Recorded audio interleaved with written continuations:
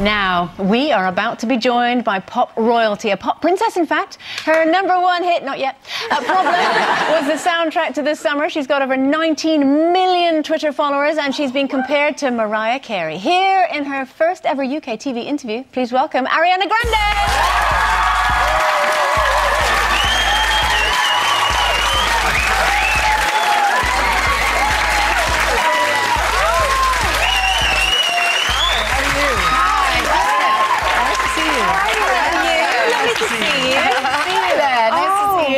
So you got stuck in traffic?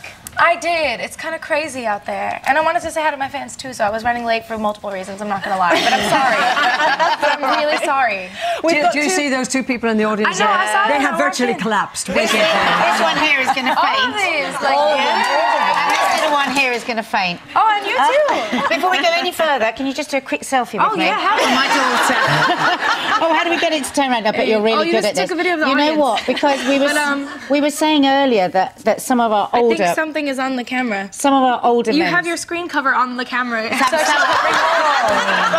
for my children that are at home watching you now, you've just and will never horrified forgive them. me. Because that's the thing, you know, lots of us, our children, are literally obsessed with you. Oh, first with your... Because you were fantastic in Victorious, as an actress. That's where I first knew you from, actually. And now you've become this mega pop star as well. Thank you. It's kind of crazy, huh? Well, if you're 21, it must be nuts. It is pretty nuts, but it's been an amazing sort of journey, and I'm really grateful for like all the opportunities, being on the show, of course, being on Nickelodeon, and being able to do this has been kind of crazy. And how's it gone? Obviously, you know, you're a child star in terms of acting in Victorious. Then suddenly you're in the UK and you've got an audience full of people gasping over you. How are you coping with that transition? Well, it's awesome. I mean, it's very nice to see like all of the hard work that you do be received well, and have people connect to it and relate to it, and yeah, I don't know. It's really great. I'm grateful. Why did you make the switch from acting to making records? You know, it's funny you should ask. I really wanted to do music my whole life. Like when I was a little girl, music was everything to me, and so I started doing musical theater, which I still love. And from there, I auditioned for the TV show for Victorious, but I really always wanted to do music, you know, like just acting on its own was never anything I had even imagined doing, so the show came as like a surprise to me, so now I'm really grateful that I get to do what I wanted to do since I was a little girl. And we've got a little clip so we can show people what you've always wanted to do. This is your new single. It's called Break Free. Let's take a look. Yeah. This is the part when I say I don't want it. I'm stronger than I've been before.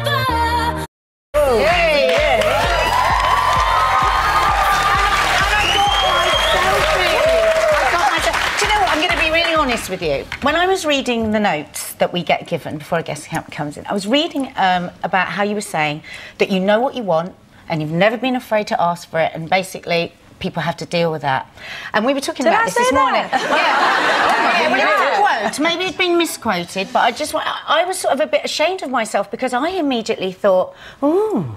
Well, she reckons herself. Oh, well, does she think she is? But then I stopped myself and I thought, why would I think like that? You know, we're women that want, actually, we talk about this all the time, our daughters to know what they want and to be proud of it and go for it. Yeah. Well, I love that. How are you met with that at 21, being like that with people? Well, I think that, you know, my whole life, I come from an Italian family, and they all have an incredible work ethic, starting with my grandfather, and then which trickled down to my mom, which trickled down to me and my brother, and you know, it's all sort of, we're sort of raised to know what we want and go after it. I think what I meant by that was just to not take no for an answer. But I mean, I think that's great. But again, culturally, that's weird for us as the Brits and the American. That's a big difference, isn't it?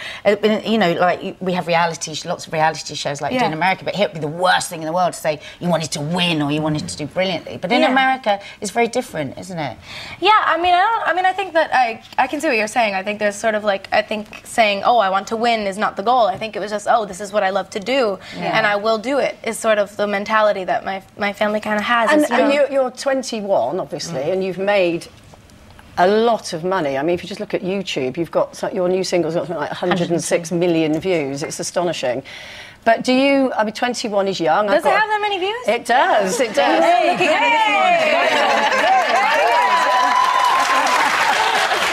I've got a 21-year-old daughter who knows an awful lot about an awful lot, but do you take advice? Do you have good people around you, kind of like grown-ups, if you like, that you listen to? Yeah, of course. I mean, my mother would be the main one, I think. I mean, I have a beautiful team, an amazing team of people that I trust, not only with my career, but with my personal life as well. They definitely value me as a person more than they do as a product, which is really cool.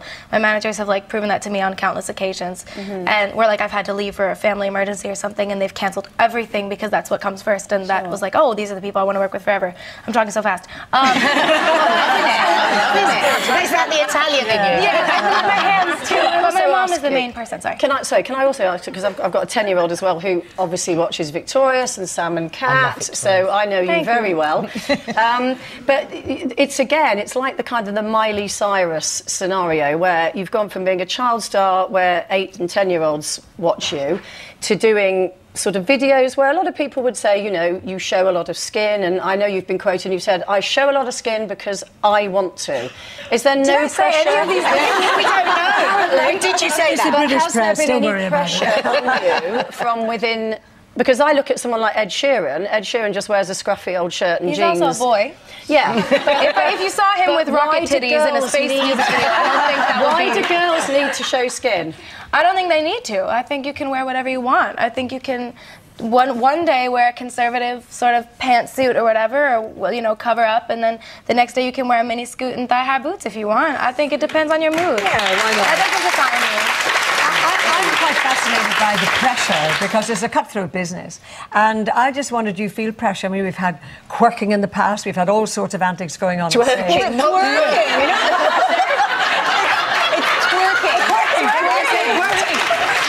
I developed a new word. Maybe I quirk instead of twerk. She has a new dance. I know what I meant. But I mean, there is that pressure. Everybody's doing something different. Do you feel that pressure?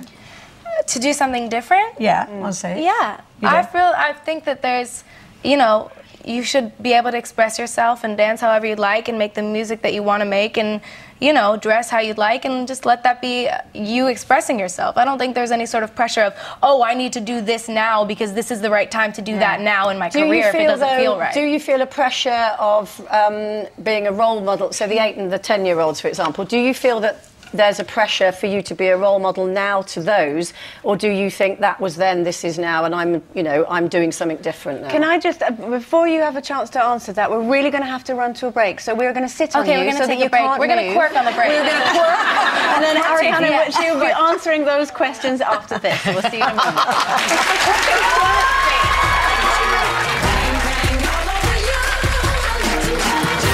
Ariana Grande is still here.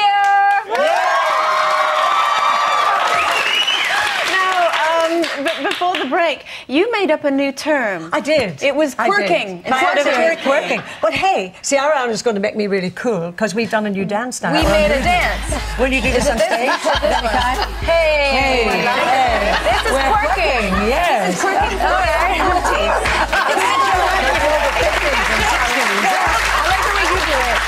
You're good. Thank you. It's eccentric twerking. It's twerking. No, it's sitting down. It's twerking for the over 40s where you sit down and you just have a little wave. Have a nice cup of tea. How do you know that I have to sit while I'm doing it? She has a nice toss of the wrist when she does it, though. Do she I? does it a little okay. different. Oh, she's doing a twist. Yeah. I like the way Now she does it. you've been such a good sport. Obviously, we've been, bless her, we've all been selfieing, grabbing autographs for children.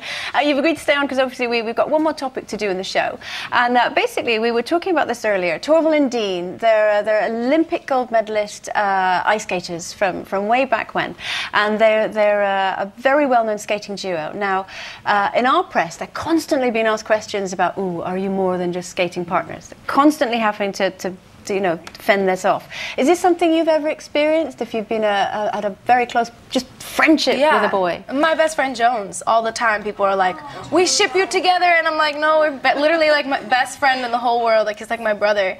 Like, he's one of my favorite people in the world, but it's just like, we are constantly asked, oh, OTP, and I'm like, no OTP. What does that mean? It means one true pairing. You know, if they want to see you with that person, they ship you with them. But yeah, we're just best friends, so I get that all the time. Do you think it can happen, and that people With shouldn't blur the Jones? lines? As in, boys and girls, men and women can be just friends. Yeah, of course. I have so many friends that are just guys. Most of them are gay, but no.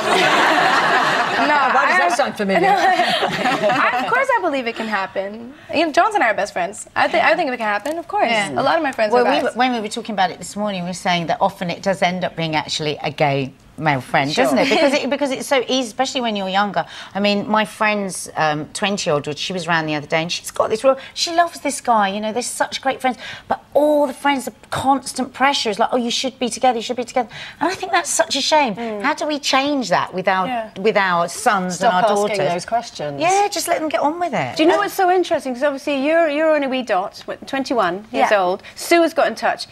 She says, I have a really good male friend who's 63. We regularly go for lunch. I can't tell you how much grief we get over it. So I just want to let you know it doesn't get better. I think it's different though when you're married, isn't it? I mean, you're single, obviously, but I think if you're married and your husband... I'm not married. Huh?